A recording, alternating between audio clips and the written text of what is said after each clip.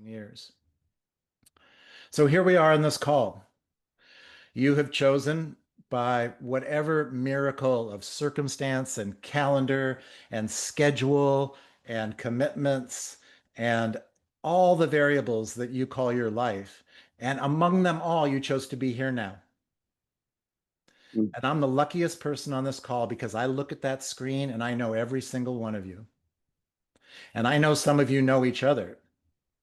And I know that if you stay with this for the course of the next year, you will know many of the people on this screen, and you will be invited to meet in May down in Mexico, where we have a gathering of all the speakers and all the participants. So, with the next breath, bring yourself back to this moment. Invite your best self, and we will begin.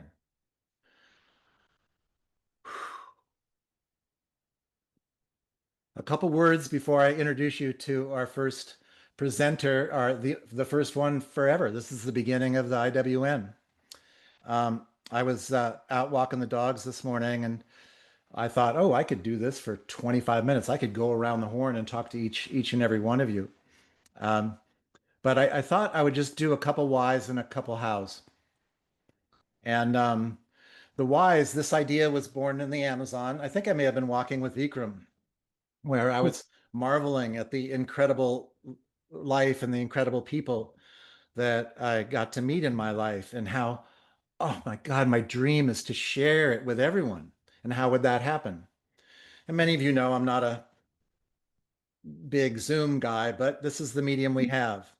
So the why is, uh, regardless of the news of today or this week, uh, for some people, there is an inevitability, very much like the seed I described in the meditation, where we are feeling a churning and we are feeling a turning. And as we feel that, we start to look around like, is this the person that'll nourish me?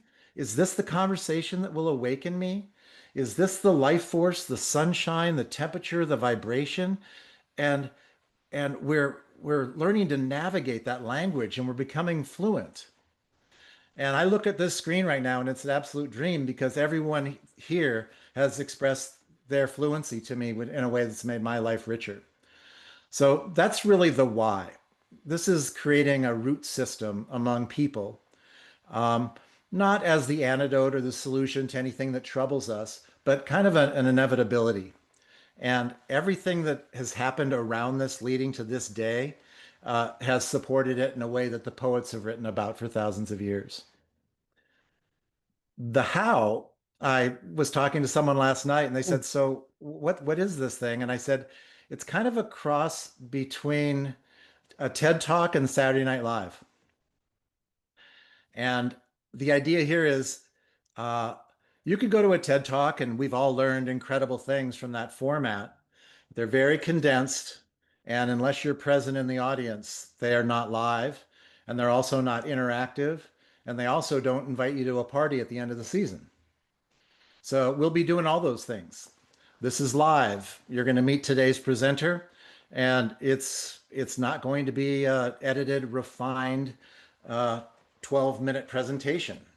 Uh, Also, at the end of that, we're going to break out into breakout sessions of three, and you're going to be able to participate with two other people, where each of you can share for 2 minutes each. And then we'll come back, and then the chat and the Q&A will ensue. And then there's some other surprises that are going to happen today. So as you you all know, I could go on, but that's a quick why, that's a quick how. And uh, and now it is my honor. This also feels inevitable to be introducing my dear friend of many, many years that I met at Esalen Institute. When I looked across the row and looked at he and his wife, and I said, wow, that's the journal we all dream of keeping. And he said, oh, thank you. And he was full of humility. And I ended up buying one of his paintings at the auction that day. So Dave Zaboski may or may not give you part of his history, but he is a creative genius and someone who has absolutely expanded the joy in my life, the creative engine of my life, my way of seeing creativity in other people and fostering it and supporting it.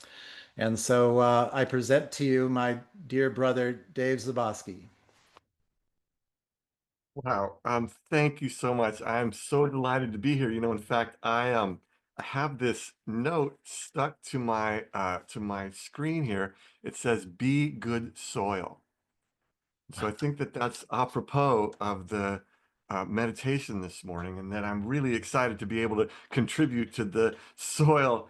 I don't know, does that make me fertilizer? I'm not sure, but I'm excited to contribute to the soil that we are all here to add more care to the world. And so thank you. And without further ado, let's get started. I've got a lot of stuff to cover today. What does Willy Wonka say? I've got not very much and too much time. No, strike that, reverse it. So I'm going to move pretty fast on a lot of this stuff, and I want to share with you uh, uh, some of the wisdom that I've gleaned in the world of art. And so, just as an introduction, I'm a professional artist. I was an animator at Disney Studios. I can trace my teachings, uh, teacher to teacher, back 500 years to the Renaissance. And so we have been gathering information on how to turn thoughts into things for a pretty long time. And so I'm going to kind of give you dispatches from the art world on how we in the art world uh, we turn thoughts into things. So this is a talk that's called The Technology of Imagination. And so we're going to dive into what is a technology, what is imagination, what is creativity, what does any of this have to do with uh, Nobel Prizes in physics or the evolution of story or emergent properties. And so we're going to dive into this stuff a little bit here, and I want to take you on a little bit of a ride. And so really it starts with this idea that resolute imagination is the beginning of all magical operations. And that was said by the alchemist Paracelsus about, I don't know, 500 years ago or so. Resolute imagination is the beginning of all magical operations. And so we're going to talk a little bit about what can appear to be magical operations, but that is actually a technology. And then even Arthur C. Clarke, he said, and then get this quote right, any sufficiently advanced technology is indistinguishable from magic. And so a technology, we think about a technology as something that you plug into a wall. Well, a technology really is tools, systems, and practices that allow for us to get replicable results. And this pen is a technology. A burnt stick was a technology at one point. Our imagination can be a technology if we can get replicable results with it. And at Disney, we had systems and practices to be able to do that. Uh, yeah, I remember once when I was riding my bike to work and a bus went by with the movie that we were working on. It was Hunchback of Notre Dame. And the bus went past me as I was riding my bike to work. And on the back of the bus was the scene that I was working on my desk at the time. And so I thought, oh my gosh, like, how about that for a little pressure? They're already advertising the movie that we haven't finished. And so we have these systems to be able to complete things at the level of being able to show it on a screen. And so that's some of the stuff that I want to share with you today. So um, let's talk story. And I want to go back in time a little bit. Um, well, let's go back all the way because that's when story started. So our physicists have been able to kind of track the movement of objects in the universe back to where they started. And so we're going to go back 14 billion years. Now I'm going to share my screen here and um, and I'm going to do some doodling here. So let's see. All right, that's this program. Let's use this tool here. All right. So about 14 billion years ago, and then don't worry, I'm going to get us up to speed pretty quickly here, but let's start 14 billion years ago in what the physicists call the Big Bang. So that was the moment when all of the energy, matter, everything that was going to be present in an infinite universe over an eternity of time showed up all at once in a moment, coming through seemingly a pinhole in the everything. Now, the physicists have a way of explaining exactly what this was. They're pretty smart people, and so they look at the Big Bang and they say, here's what we have to say about the Big Bang. And let me just check my notes on this. They say, yeah, we got nothing. We have no idea. We have zero clue. Where did all of this come from? Why is it here? Who made it? Yeah, we don't know. How could we know? It was so long ago. Why don't you leave us alone? We're trying to do some physics over here. So they got nothing on this. Basically, what the physicists say is, hey, give us this one act of magic, and then we'll take it from there. And so basically, what we have is abracadabra, and then the Big Bang. All right. So then let's move this Big Bang a little smaller. We'll put this over here, and then let's create a kind of timeline here. So here's a timeline, and this is the present over here. Let's jump to about 8 billion years ago. 8 billion years ago, we have the advent of this great gaseous ball in the sky, and it's being surrounded by various little planets and gas giants and um, uh, Oort clouds. Like, what's an Oort? Does anybody know what an Oort is? I don't know. There's clouds of them out there. So then let's jump now to about, let's say about 4 billion years ago. And 4 billion years ago, well, I mean, we've had this planet that we're all sitting on, and about 4 billion years ago, life happened. That's another abracadabra. Where did it come from? How did it get here? Nobody really knows. But back in the day, there was something that they call Luca. Now, Luca is the last universal common ancestor. Before Luca, there was life, but those guys didn't really make it. And so there was the first universal common ancestors, but those were the sorry fukas who just couldn't make it. Could, you know what's funny about doing these presentations on Zoom is everybody's on mute, and I sometimes think I'm kind of funny, but you can't hear anybody laughing. So thanks for that one, Chris. I appreciate that. Yeah. Right. So Luca was the last universal common ancestor, and since Luca, there have been, these things that have crawled up out of the primordial soup. All of these different, creatures, uh, forests. Let's see, this would be, let's make this is a Tyrannosaurus Rex, dinosaurs, that's unicorns. Let's do one of those over here.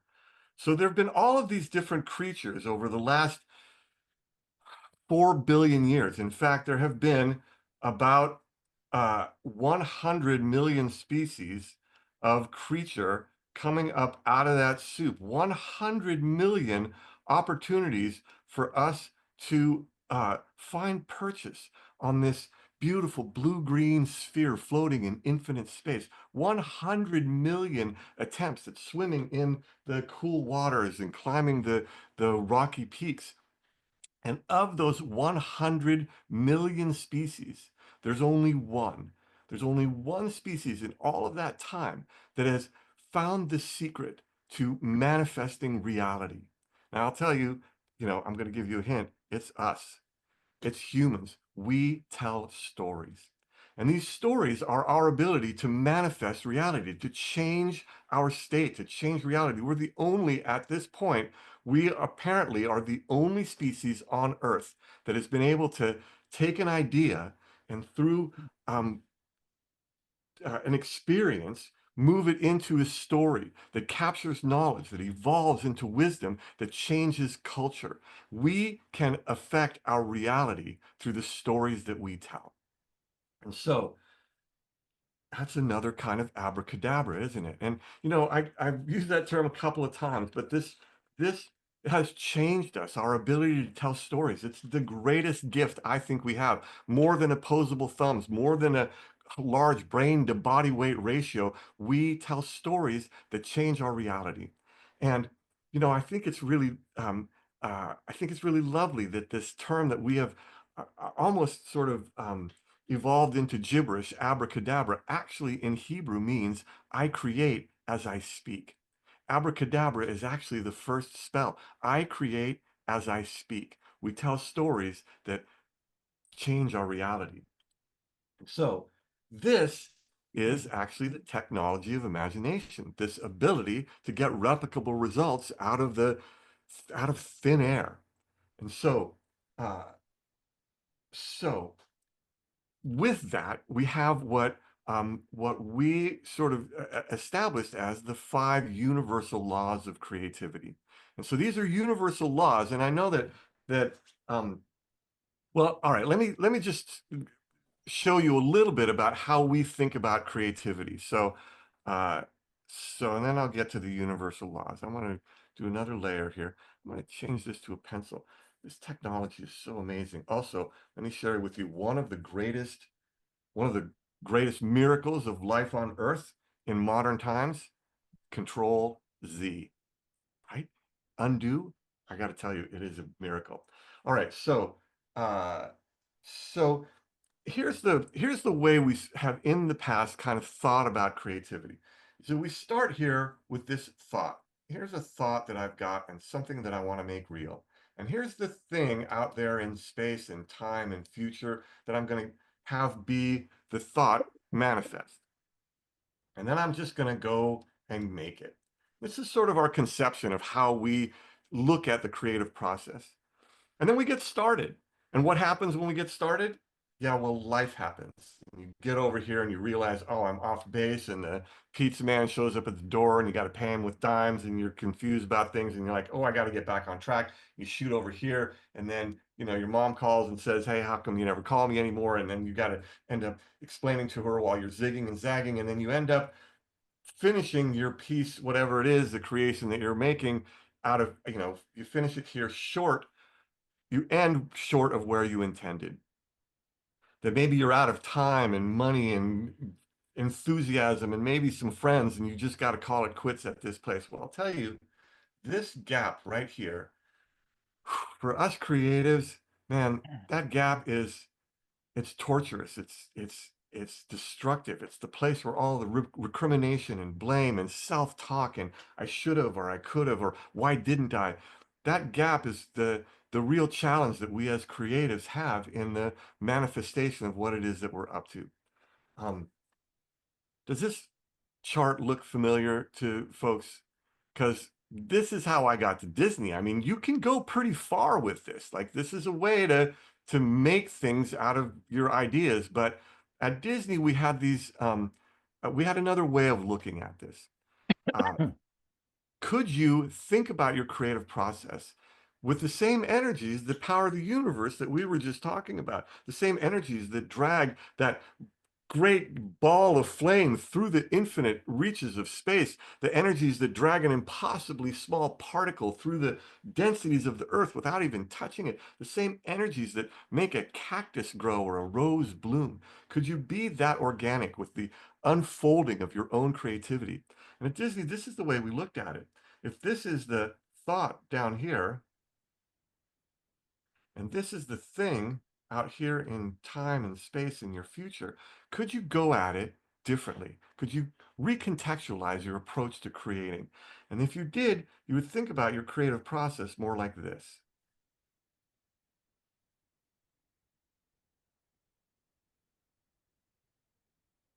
Now, that's how the universe do. And when I saw that, I was like, oh, wait a second.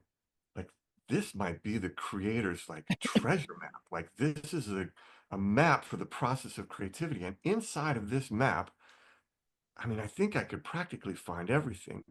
So let's see, let's get undo. Let's grab this, take this, get rid of that. Let's take this, I'll move this over here a little bit. To me, this becomes a map for the creative process. And inside of this map are the 5 universal laws of creativity. And I know that sounds a little maybe hubristic, universal laws of creativity. When Chris and I met, we were at Esalen and there was a bookshop there. I'll tell you a little story. there's a bookshop, and on the shelf was this book by this Sufi poet from 700 years ago called Hafiz. And I never heard of him. And the book was called The Gift. And I pulled it off the shelf and I opened it up. And I opened it up to a page. And inside that first page that I looked at was this poem. It said, "The universe knows only 4 words." And I thought, oh, come on, man. Now talk about hubris. The universe knows only 4 words. Who's this poet 700 years ago who thinks he knows the only 4 words that the universe can speak? It's the freaking universe, brother. And then I read on. The universe knows only 4 words. Come dance with me. And I thought, wow, you know what? I'm down with that. Come dance with me. So I have these 5 universal laws of creativity. Are there 7? Are there 3? I don't know. This is dispatches from my world. We can open this up to a conversation if you know more or less. But my invitation here is to come dance with me as we explore these 5 universal laws of creativity. So we've already talked about the first one. And the first universal law of creativity is, this is where my feed goes out, right? No, all right. The first universal law of creativity is believe. That you know that if you are going to go from here to here, that you have to believe that this thing out here is possible. You have to have some modicum of belief. It can be fully or it can be a fraction of it, but you have to believe that the center that you are heading for is possible. And so the greatest tool system or practice for belief is story. Telling a good story. We've talked about that already a little bit. So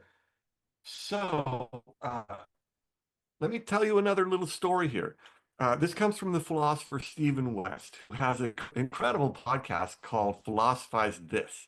And he's covered every philosopher in the history of life on Earth, and it's pretty amazing. He tells this story about, imagine that you find yourself in a difficult situation.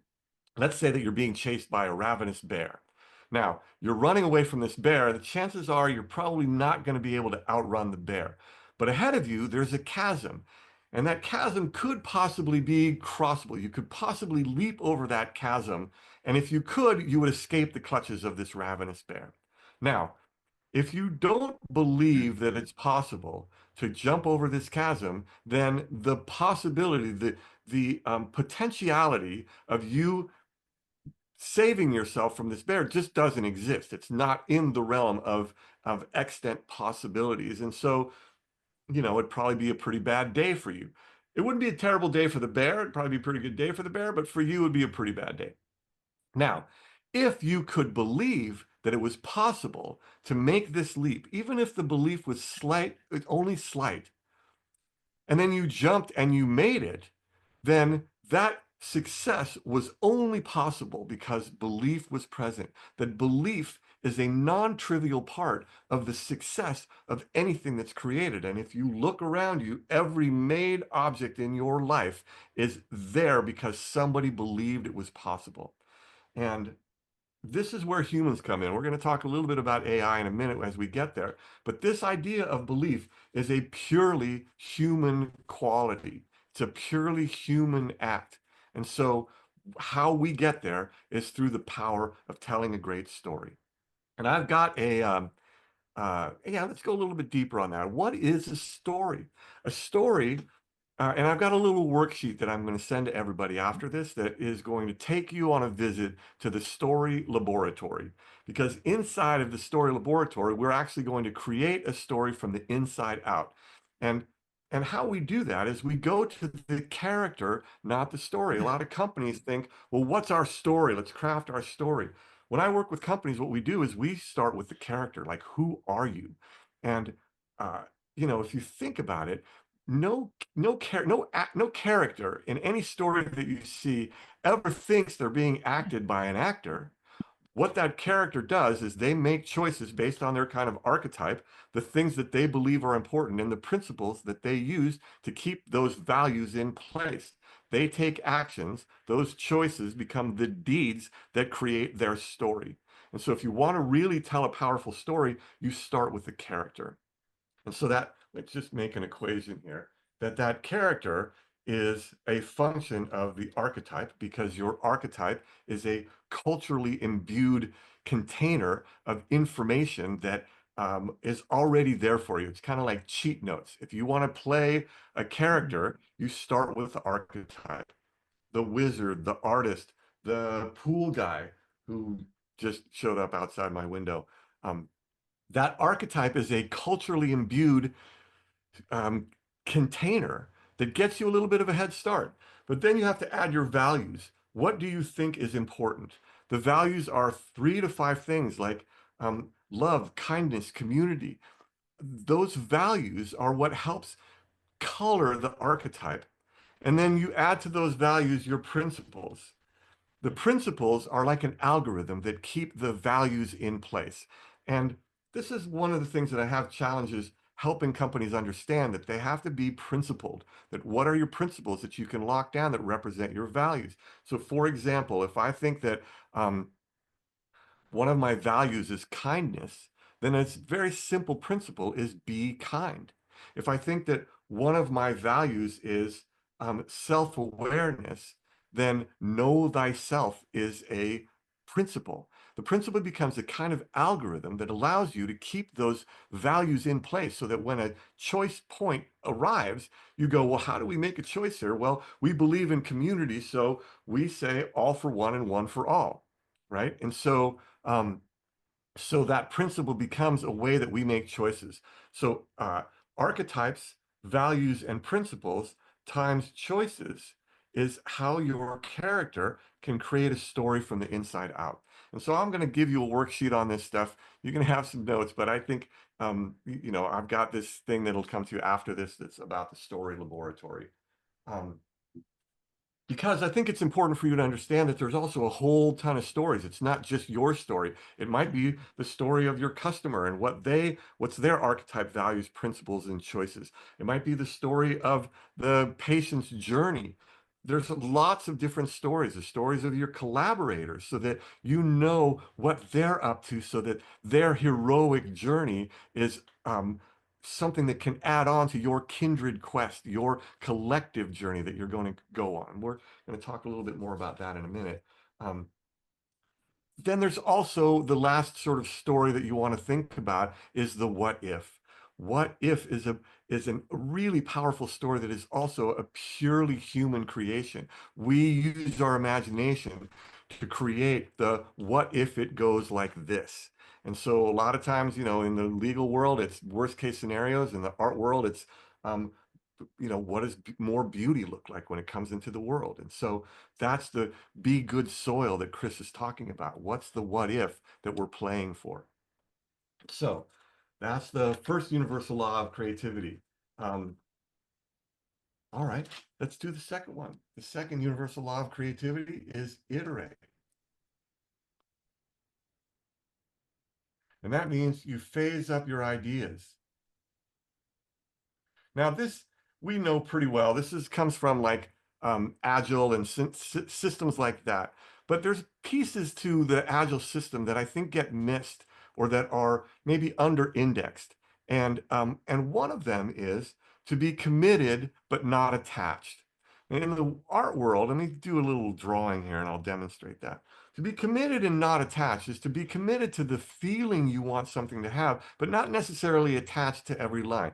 So if I'm going to do a little drawing here, let's say I'm going to make a figure and I'm going to start with this first sort of scribble. And let's say it's kind of an animated character. I kind of know what I want this thing to feel like, but I don't have to be attached to every single line. Let's do a big superhero collar out there like that. All right, so that might be my first pass. Then I might say, all right, let's take another second pass and let's get a little bit more specific. Let's say our light is coming from over here. And so shadows are going to be kind of like this, little shadow on or light on the cheek over there, cast shadow on the nose. Here's the cast shadow down here. So this is a little bit on the eye over here. Here's the nose. All right, cast shadow from this. All right, so that's kind of my second pass. So if I'm going to go around this, I'm going to kind of be, you know, stalking my prey. What do I want this thing to finally feel like? So then I can take this layer, I can knock it back a little bit, and I can come in. I'm going to skip a couple steps here. And so I'll come into this layer, and then I'm going to start to refine it.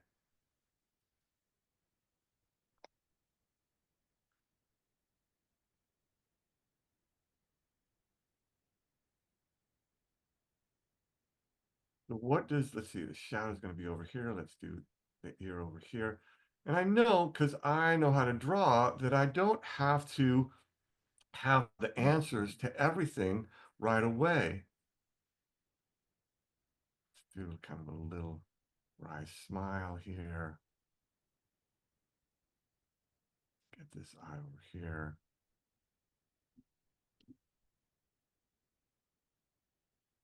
So now I get my shadows. I'm going to kind of have this, the light on the cheek here, cast shadow here, cast shadow there. Right, so I'm going to iterate this up, but I'm going to be committed, but not attached to exactly what it needs to look like, more like what it needs to feel like. Let's put a little curly thing right there. And so, you know, as far as the the approach to this is that I know where I want to go, but I don't have to know exactly how I'm going to get there. I'm going to allow for the creative process to find its head, as they say in horseback riding. That I'm going to let this have some way to develop itself, because I'm going to trust the process of my own creativity, and I don't have to drag it down to the earth. You know, I can allow for some creative development here. I can take this guy out, and so the idea of phasing up an idea, you know, we start in the animation world with a thumbnail, literally something the size of my thumb. And then I blow that up. I redraw it. I blow that up a little bit bigger, and then I redraw it. And I get to a place where I'm confident that when one of my teachers once said to me, you have to imagine your drawings blown up 100 times their original size, shown in front of millions of people all over the world forever. Now, that's a little bit of pressure, but there are systems to be able to get there so that you can feel confident in that, so that you land where you say you're going to land, right? You say, like, this is, I believe this is possible, and this is how I get there. I get there by iterating it one little step at a time. All right, so that is the second universal law of creativity. The third one is that you have to collaborate. You cannot take a big idea and do it by yourself. You have got to have a team. You've got to have other people on this kindred quest with you. And so at Disney, we had this term called plussing, said to be created by Walt Disney himself. The idea of plussing, to plus something, is to be in service to the trajectory of an idea, not the ego that brought it. To plus is to be in a conversation about how do we get this idea to live its highest possible trajectory. And so when plussing is in place, when there's permission for plussing, you know, I got to say, like, it changed culture. It was magnificent. At Disney, you know, we were not competing with each other to do good work. We were competing with the monsters that came before us. I mean, these guys made Jungle Book and Sleeping Beauty and all of these movies that influenced our childhood. And so now we're doing the same thing. We got to be great at this. And in order to do this, you got to have diamonds polishing diamonds. You have to plus each other. And when that happens, it changes culture. We found that the fastest accelerant to being great at something was generous collaboration. And I'll repeat that. The fastest accelerant to great to being great is generous collaboration. My candle doesn't go out if I light yours.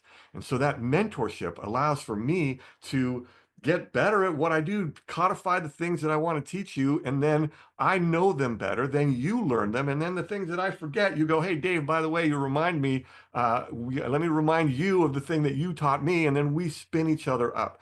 And I'll tell you now, whatever, 35 years later, like I worked on projects like Beauty and the Beast, Aladdin, Lion King, Pocahontas, Hunchback of Notre Dame, Fantasia 2000, Tarzan, you know, I don't know, a whole bunch of those movies together where we polished each other, where we were there for each other to create a kind of master factory. And when I see those guys now, those guys and gals now, they are at the head of their industry. They're amazing creatives. They're still doing the thing that brings them joy at a level of mastery.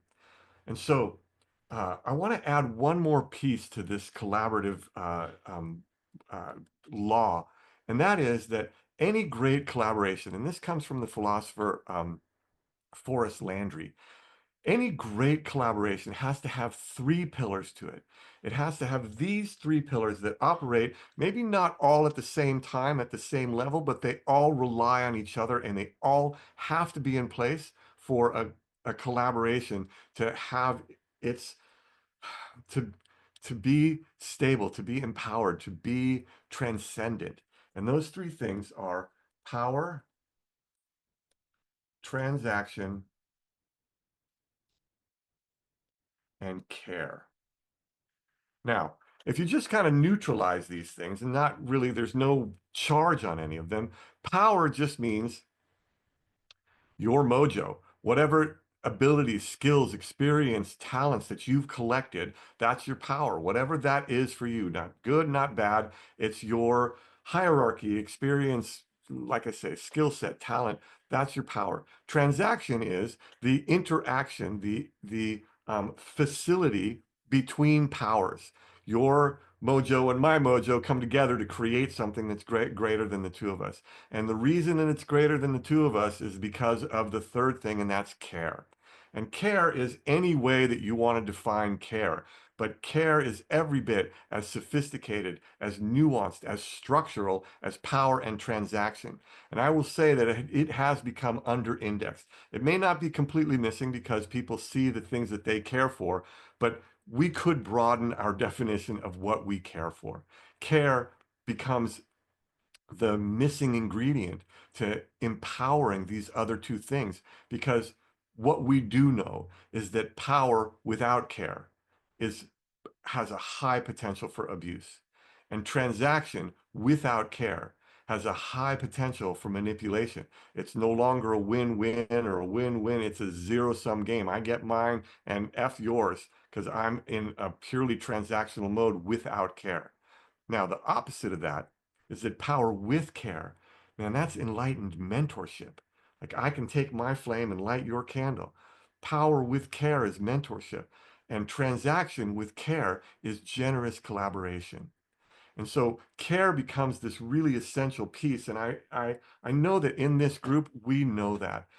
But making it conspicuous is, I think, the really important aspect of our time, to really recognize where care exists in its authenticity, because true care is angelic. False care is as close to sociopathy as you're going to get.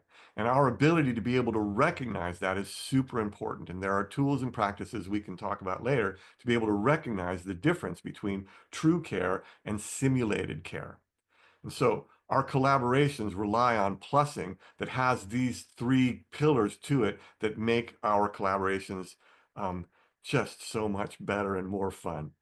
All right, the fourth one is that we have to risk. And I don't mean risk in the terms of like mitigating risk and let's, find out what our risk profile is and let's see if we can eliminate risk. I'm talking about like making a beautiful line on a piece of paper, scaling that up to a beautiful project, bridge, corporation, collaboration, that our risk is an essential part of our creative process. It has to be there. The key to risk is that can you turn risk into trust? When you can take risk and do it in a way using practices, and some of the practices are like incremental risk. Um, what can you do to create opportunities for your team to understand how to trust each other in risk? And one of the best practices is play. You see it in almost every species. Their hunting is risky. If you are hunting something that's a percentage weight close to yours, then there's a danger that in the hunt you could get injured, and then that would impact your ability to be able to succeed. Then you have to practice it, and play is a great way to practice it. And we're not necessarily hunting anymore, but we're building skills. So how do we build skills that create an opportunity for us to build trust with each other and get better? And so I'll give you an example of something I saw recently. There was a Masters tennis match. Uh, I guess over 40 guys had been top pros, and now there's doubles in Masters tennis, and they're playing against each other. They're still super competitive, they're still super fit, and they're really going after it. And one guy hit a shot that sent his opponent so far off of like a little dinker that sent him so far off of the court that he flew kind of like he charged right into the other side of the net, and then he just kept going. And then suddenly these guys recognized that that guy's out of play, and then they turned it into a game of around the world. The guy on the far side, he came back onto this side, that guy went to that side, and they kept the game going. These four amazing tennis players playing around the world, shooting these crazy trick shots behind the back, around around the waist, blind shots. They were all doing these trick shots all together because they had suddenly changed from this high risk competition into this place of play. And in that place of play, they could take some chances that on shots that they might not take a chance on in the real high stakes game, but this is where they practice it so that in the off chance in a high stakes game they needed to do a between the leg shot, well, wouldn't be the first time. So that play becomes a really neat opportunity. And in the business world, you know, who on your team is the most savvy when it comes to, say, recycling or regeneration? What is the true cost of the materials that you're using? What about LGBTQ plus issues? Like, who are the people on your team who are interested in those things or have that as part of their approach to how they live their life, how they do their life? And so understanding these things, having some play gives you a chance to know when you throw the ball to somebody that they're going to be able to take that ball and shoot it. So now I'll give you one other example.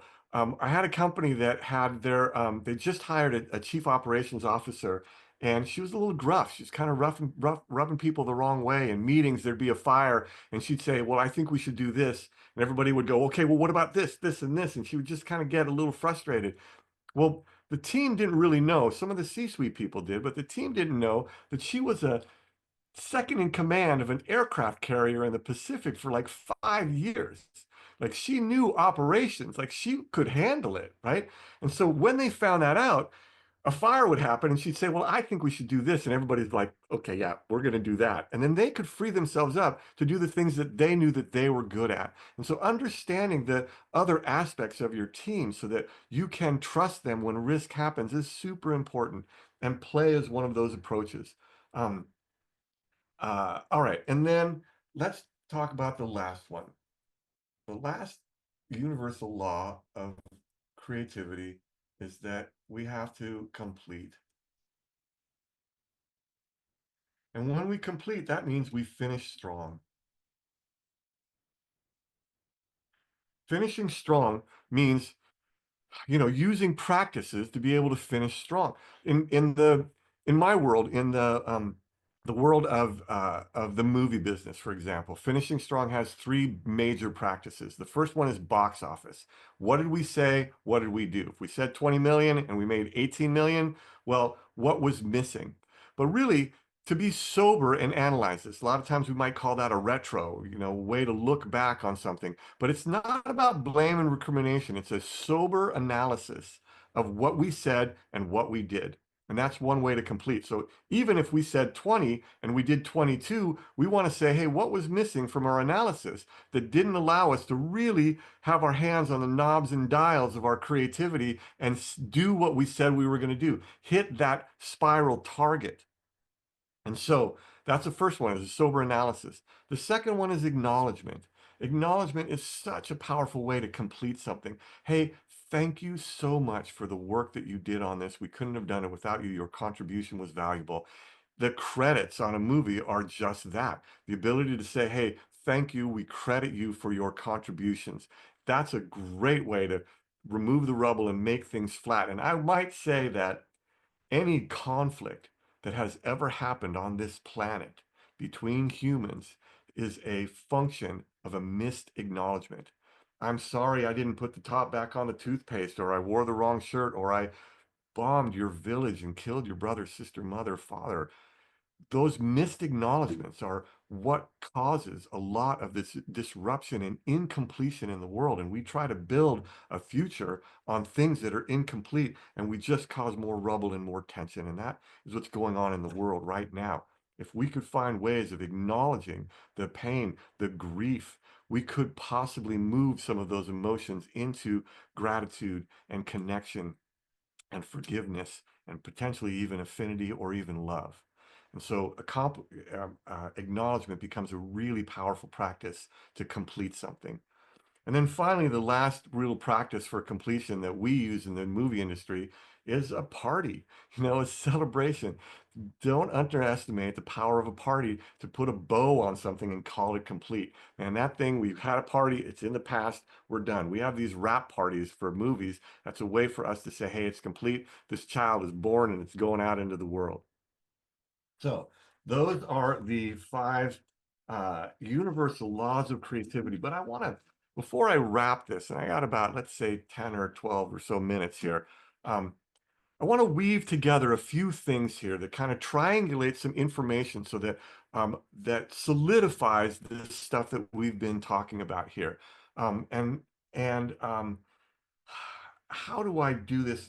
There's a few little threads, so stay with me on this. I'm going to kind of wrap some things together here. And let's say, do I need this anymore? I'm going to stop sharing and I'm going to come to y'all here, and we're going to talk a little bit about the evolution of story. And I think we're seeing this right now, and we are all a part of it. And now that I have all of these faces on my screen, I want to share with you this idea of the evolution of story. This is something that you are a part of right now, that you're in it, and the very fact that you are here is part of this evolution.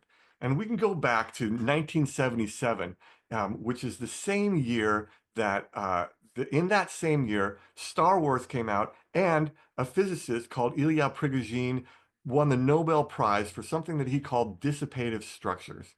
Dissipative structures is basically like a whirlpool. It's a structure in physics that when you add energy to a system, it causes a structure. More energy breaks that structure apart into what seems to be chaos. As energy rises, it restructures into a more beautiful, more complex pattern. This vortex, this sort of dissipative structure, this thing that dissipates and restructures, you can see all over the universe that we started talking about. You see it in galaxies. You see it in the toroids of the energies coming out from the sun that you can see during an eclipse. You see it in a tangerine. It's the energies of us, this dissipative structure where we come into being, we add energy, and then we dissipate. In cymatics, you have this this idea where you put sand on a plate to visualize frequencies, right? And so as you raise the frequency, that sand creates a pattern. As the frequency rises, it breaks into a kind of chaos until it gets to a place where it harmonizes again. Well, those are organic materials just like us that can find points of coherence and harmonize into a pattern. And the only thing that's necessary is that we continue to add energy to it. One of our great fears as humans is that chaos is going to be forever, that when something breaks into chaos, that's just going to be the state of it forever. But physicists show that that's not actually true. That as we add energy to something, it finds these points of coherence, it coheres around them, and then it creates a new structure. And so I think that for me, I see that in storytelling, that we used to tell stories of singular heroes, the Marvel heroes, the DC comics, all of the Batman and Lone Ranger, particularly, the Lone Ranger, he had a sidekick, but he was still the Lone Ranger, right? We had this vision that these things were heroes' journeys. Joseph Campbell shared with us these heroes' journeys, and then Star Wars and Prigogine come out at the same time. And this story starts to evolve, that we recognize that while the hero's journey was a foundational mythology for the Star Wars initial story, the Star Wars universe is a universe of what Joanna Macy, the philosopher, calls the kindred quest. That is, that when you know what your role is, what your archetype, your values, and your principles, and when you make choices as that hero, you also can't just go back to your own garden and have a singular garden. You have to have a community garden. You have to find other heroes that you can have this kindred quest with. That's why I come to places like this to do talks like this, to remind us that this is our kindred quest, that we are kin here in this space, that we're building our own things, but we're building them parallel to each other using these laws of creativity that you already know, that just maybe this was helping codify them. And so this virtual room here is a point of coherence. This is a place where we're going to add energy to this system here so that we can plus each other, so that we can plus this world that that that that kind of needs it right now, that we can begin to tell or continue to tell a collective story. Joanna Macy says that every great crisis that this earth has ever faced has been solved by profound acts of creativity. I mean, even before we got here, the mitochondria, the powerhouse of the cell, has a different shaped DNA than the cell itself, indicating that there was a time in a distant past that the mitochondria was separate from the cell. And they were like, hey, man, uh, maybe we should get together. And the cell would be like, I don't know, man, I died too quickly. I don't know what to do. And this mitochondria is kind of like, hey, I got some solutions for that. If we got together, you could live longer. Then maybe you could differentiate and become a heart cell or a leg cell or even a wing cell. And the cell is all like, I could become a wing cell. The mitochondria is like, yeah, man, you could become a wing cell. The cell is like, hey, man, let's get together and do this thing. And now we have all of this mishigas all over the place, 100 million species of life on Earth, right? Because we collaborated. This collaboration is in our very cells. It's in our blood. And so to finish this up, let's see here. I guess I want to say, how are we going to flex this 1 in 100 million species gift that we have? This gift of story. How are we going to flex this ability for us to change our reality with the stories that we tell? And here's the provocation. My provocation is this. What if it went well? Now, this is the what if story. What if it went well? We have the power right now to tell that story, that the post-apocalyptic stories, well, they're a dime a dozen. We can tell those pretty easily. We can imagine post-apocalyptic stories because why? We've practiced them. And what other stories can we practice? We talked about the what if story. It's incredibly powerful. What if it went well? What if we use this incredible brainchild of ours, this AI, to aggregate all of the conflicts and solutions that have ever happened on the planet and then create the greatest diplomat that ever was, use it to help us imagine better? That's where the humans come in, is to not just use a predictive machine, but to help it, have it help us in a kind of Socratic way, ask ourselves the right questions so that we can find our own wisdom and we can tell the story of what if it went well. That we can use these tools for our own profound acts of creativity. Um, what story are you going to tell with this wild and precious life that you have?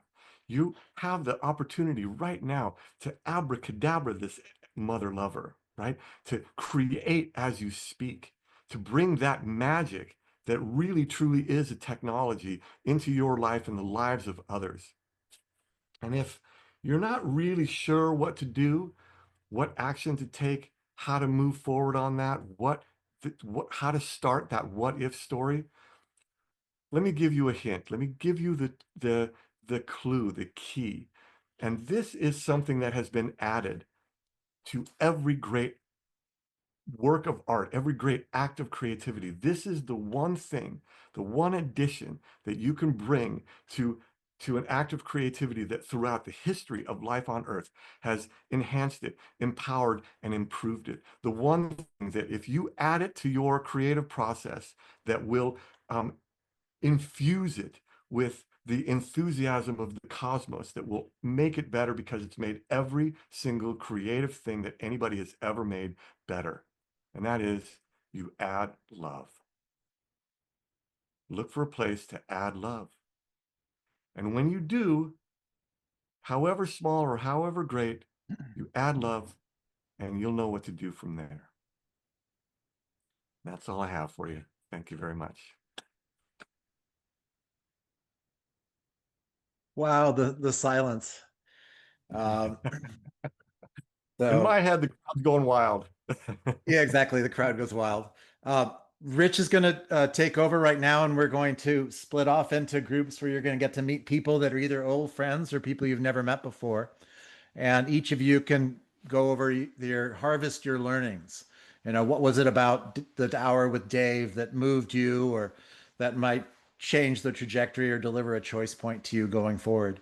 So this is the first time we've done this, so I'm going to hand it over to Rich to exercise the mechanism, and we'll see you in about 7, 8 minutes.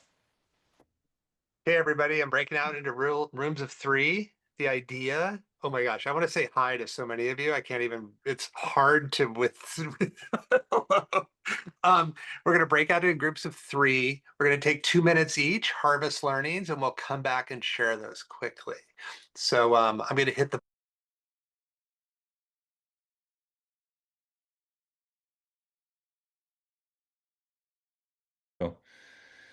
Um, I was reflecting that this idea of creation, how we create, can be this large, daunting thing sometimes. Like if you look at nature and you look at all the creation, it's this almost explosion, right? It's this mind-numbing, mind-boggling amount of beauty that exists, no matter where you look, in, out, deep, small, macro, micro. And so getting around that feels daunting to me at times. And what I really appreciated about what you said, Dave, was you put it in a framework like that allows the mind to kind of settle and organize itself.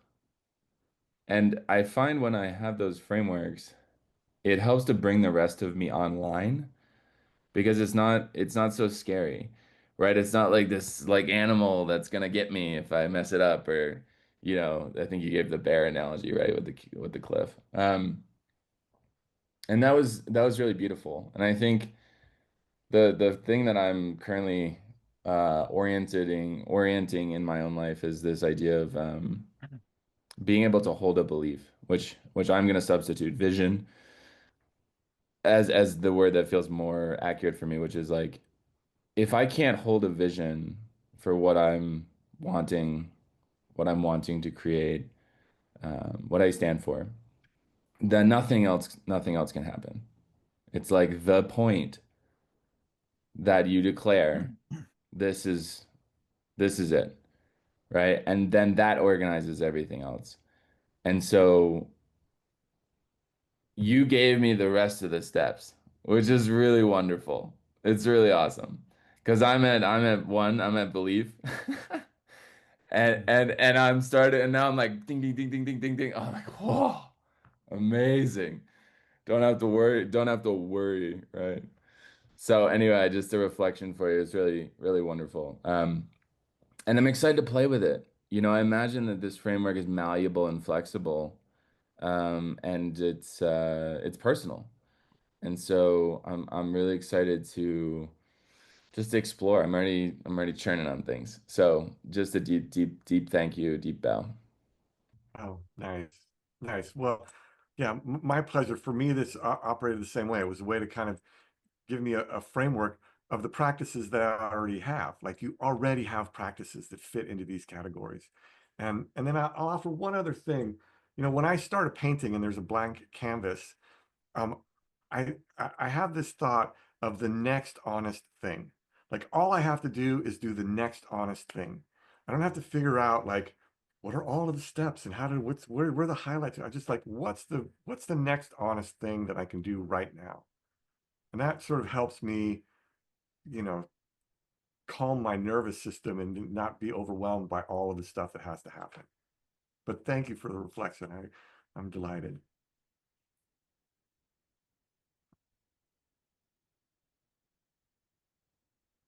Dave, you sharing about just being honest and wanting like the next great thing. I think in our breakout we touched all in a different way along the idea of the image of this thought and this thing. And I think there's this temptation sometimes to just like try to charge at that thing and become completely distracted in a way that you don't get to have the journey and the collaboration and all the different risks and all the beauty along the journey towards this thing. And I think we were all feeling like that is a great invitation to keep that in mind, that we're not just aiming at something and trying to force ourselves at it. We want to collaborate. We want to be on this journey. And even if you're not feeling like you're pointing at it, just to have that faith that you know that you're still going in the right direction.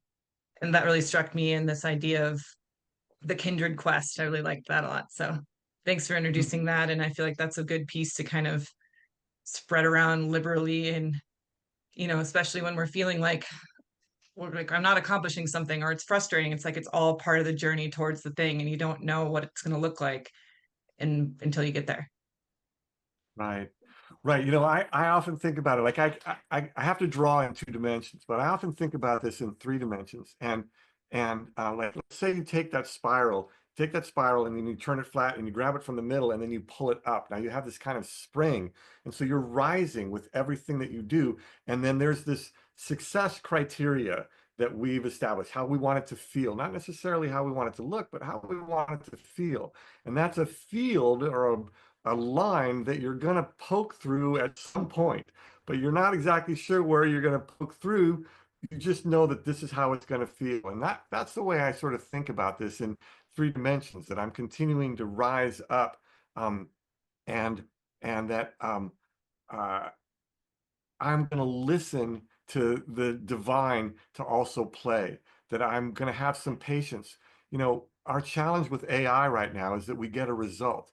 But what we really recognize is that it's in the process that the revelations happen that allow a result to occur. And so I think that that's where we are human in our creativity, is that the process is where revelations happen. And those revelations lead to a result. And so that's why that idea of allowing for the rest of the universe into your process makes everything you do a kind of collaboration with the divine. I can summarize our group real quick. I like something Victor said, was that as the spiral thing, as he got pursuing a mission or our design project, that it continued to get bigger and bigger. So he couldn't complete it because at first he had a small idea and the idea continued to grow. So it almost made me think that maybe that spiral sometimes is starting from the center and going out. So as you start with a dream, it continues to expand. And then something Kitsia brought up was that we talked about how you have to go to like chaos can come back into a more beautiful form. And she brought up the idea of composting, that you have to like break down things in order to bring new life again that can create something. um and just I really like the idea of belief. And when you were talking about jumping over that cliff with the bear, I was imagining a chasm bigger than I'd ever jumped before. And so it's like a lot of time, so a new creation is something you haven't done, so you don't have any like past memory to believe and but you have to almost believe in some innate ability or divine wisdom or something besides yourself that's in you to make that jump. Beautiful. If I may contribute to this, I really highly appreciate being here and seeing all these wonderful faces and being a part of this. Imagination struck different today. It broke down into I imagine, like magic, and nation. So like we are, I see, like we're building a nation of magicians within our own minds. And one thing I've learned at an early age as I started drawing was seeing things blurry with my squint in my eyes, and then my brain would kick in and then give me an optical illusion that would give me another perspective, sometimes even more clear. As awkward as it might sound, I'm seeing blurry things, but my brain tries to make sense of it.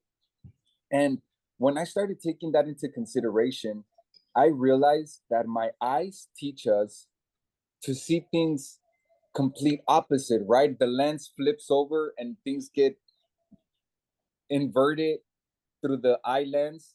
And we have to flip things around sometimes as we're walking through this creative process. And we think that we have to go and have this idea. And sometimes you just have to flip it around to make sense of it. And sometimes to listen properly, you have to close your ears. And once you close your ears, then you start hearing your own heartbeat. You start hearing your own breath. You start hearing other things that you thought you were out there listening, but you forgot to listen to yourself. And another thing about the spiral is the spiral on that flat surface, if you turn it sideways, it just looks like one line. But like Dave said, when you put it up, it could be like a spring upward, but it can also be a downward. And it could be both at the same time. It goes up and down like a graph. So sometimes we're stuck in this creative process and we hit a steep slope and we're like, oh, well, just flip it around and just keep on flipping around. It's kind of like a camera that you got to take a picture of something and you just got to keep on focusing the lens. You can't just leave in the whole process of that path the lens focused on the same angle or the same whatever millimeter distance, however you focus the lens. And also the belief, we are stepping from the Pisces into Aquarius, and belief is kind of like the benefit of a doubt, right? It's like, I believe so. Hey, did you turn off the stove? I believe so. It's kind of like you're not so exactly sure. And we're stepping to Aquarius, that is the knowing. And now I know that this group are people that I seen some of you face to face, and know that you have a good heart, and know I can count on most of you that I've seen person to person, and reach out with whatever is in my heart to open up for these points of collaboration with coherence. And that's why we're here. We're generating this new frequency, this new quantum leap, and I'm honored to be a part of this. Thank you for putting this together. I love you all, and gracias. Oh, and then one more thing. My slogan for the Pangea project is, we were created by the creator to be creative. And that's all we're here to do, just to create this new ways and form to bring out the best of us. So I'll leave it at that. Thank you so much.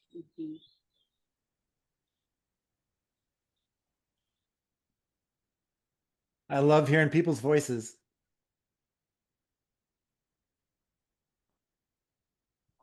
In our group, I just wanted to. It was great. You know, love it. It was such a great recipe that you gave, by the way, Dave. Because being Italian, recipes are great, but you can also play with. You need a little bit more here, a little bit more there. You mix it, and you be creative with your recipe.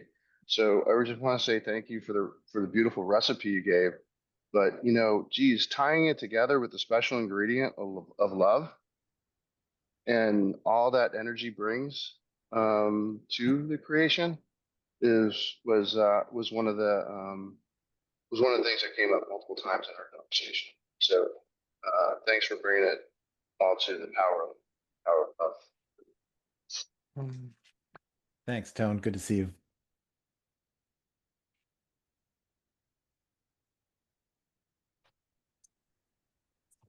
Because there's almost a rhyme here. The power of love is so close to the power of plus.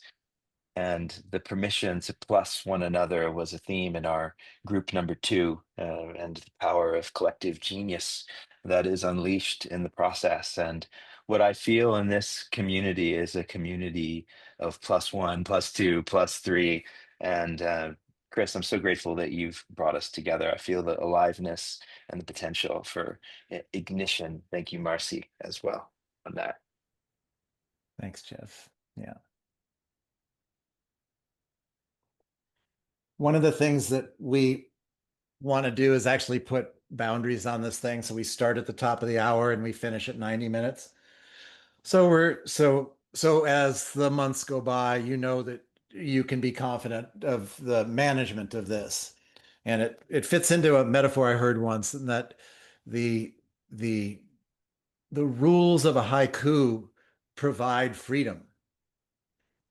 And that's a very paradoxical comment, that when you are put into a place of strict rules, like the creation of a haiku, it actually allows you infinite freedom. And so we're going to be pretty good about this, starting at .00 and finishing at .30. And I hope I see all of you a month from now. The lineup of people who are going to be presenters, some of them are on the call today in the future. And I'll be sending a list out probably of the next 2 or 3 presenters so you can anticipate going forward. We're securing the dates, but we're generally shooting for the Tuesday morning in the first 10 days of the month at 9 o'clock Pacific.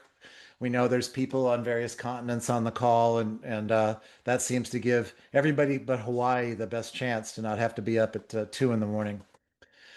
So for those of you that I didn't get to thank, we're going to send a link out with the recording of this. And I don't know, Rich, do you have anything else to share? No, I'm feeling just a deep appreciation and an emotional sense of powerful love for all of you for attending, seeing your faces, and just so appreciate this opportunity. Thank you, Chris, for putting this together. Yeah, I'm looking at my screen right now thinking I could do a shout out to each and every one of you.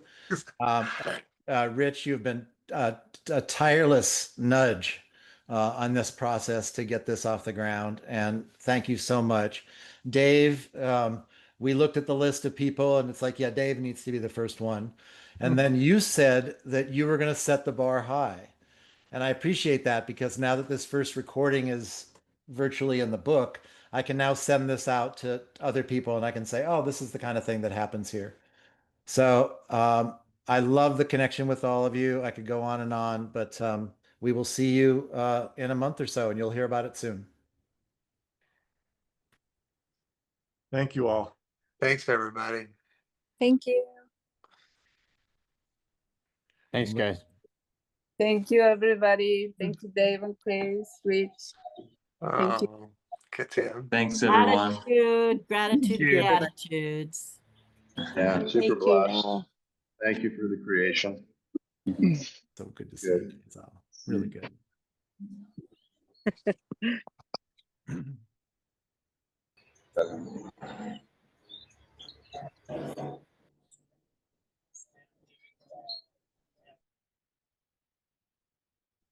Gil, good to see you, man. Likewise. Gosh, glad I could say hi.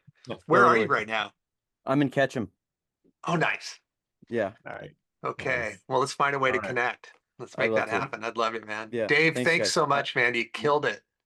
Yeah, my pleasure, man. That was super fun. Oh, so appreciate it. And I think we pulled it off. A couple little things, but everything worked. Yeah. Yeah, no, I think that went great. Oh, Yeah, I didn't go too fast, did I? no, not at all. All right. Not at all. The